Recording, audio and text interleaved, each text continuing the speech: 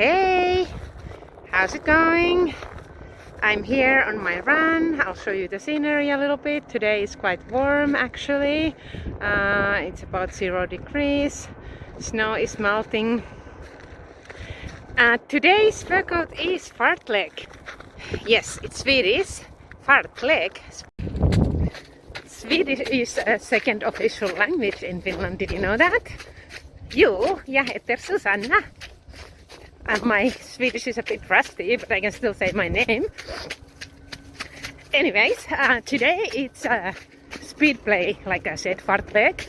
I did an episode about Fartlek last year sometime, but today I'm gonna cover the basics of a Fartlek. So it is really meant to be a play. So even if you run with a watch, you will kind of ignore the watch and just play with your speed. So Fartlek is hard, super hard, to me at least. One of the hardest ways of training, but it is super efficient and you feel awesome after it. So you will today, after the typical warm-up, you'll do anywhere between 10 to 20 minutes Fartlek. 20 minutes is hard if you do it right. If you haven't done it before, do 10 minutes. That's really good. Or if you are somewhere in between, you can do a 15-minute Fartlek. So you will just start your watch. You will run at a speed between 60% to 90%. So that means moderately hard to sprinting. Somewhere between that pace. And you will just determine yourself how long you run at that speed. And then you slow down. And you slow down a little bit and then you start again.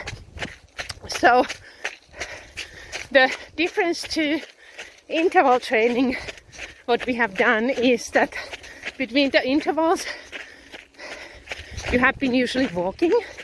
So today you're trying not to walk, you're actually still running all the time.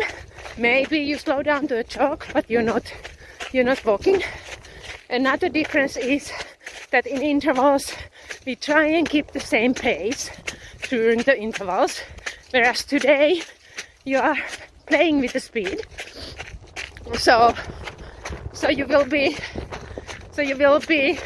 alternating your speed. So let's say I start with moderate speed, 60%, and I can keep it up for a bit longer because I'm not going full speed, so I go about 3 minutes. Now when I do Fartlek, I usually don't look at my watch because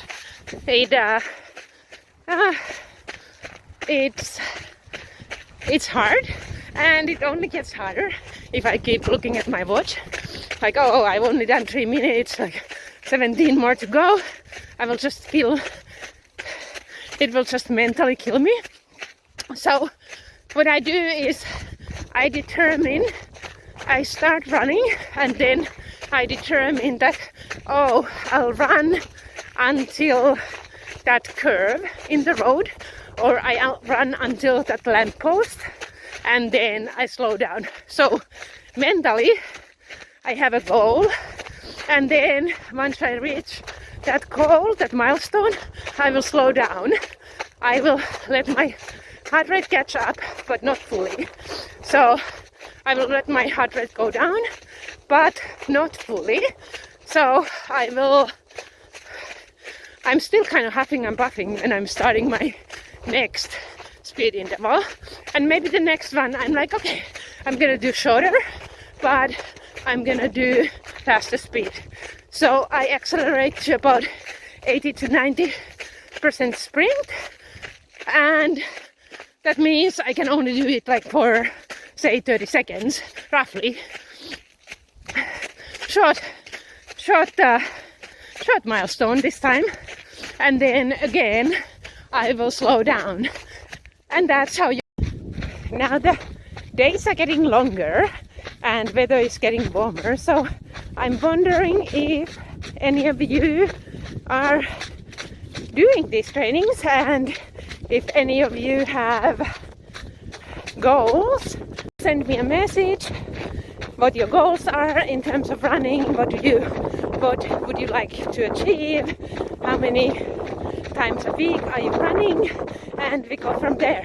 Have a good weekend. See you next week.